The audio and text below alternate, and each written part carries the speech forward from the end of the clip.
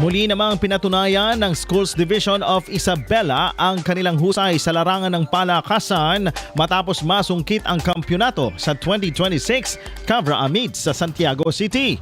Naging dominante ang delegasyon ng Isabela laban sa iba pang kalahok sa probinsya sa rehiyon.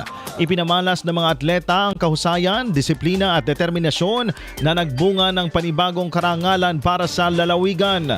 Bukod sa pagiging overall champion, nasungkit din ng SDO Isabela ang kampyonato sa parehong elementarya at sekundaryang antas. Ito ay patunay ng malakas na pundasyon ng kanilang sports development program mula sa mga batang atleta hanggang sa mas mataas na antas.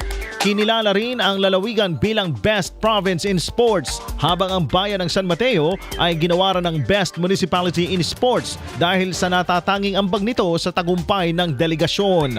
Dagdag pa rito nakamit din ng SDO Isabela ang pagiging first runner-up sa Most Disciplined Delegation na nagpapakita ng kanilang maayos na asal at pagsunod sa mga alituntunin ng paligsahan. Ang tagumpay na ito ay bunga ng sama-samang pagsisikap ng mga atleta, coach, guro at mga magulang, gayon din ng patuloy na suporta ng lokal na pamahalaan. IFM News.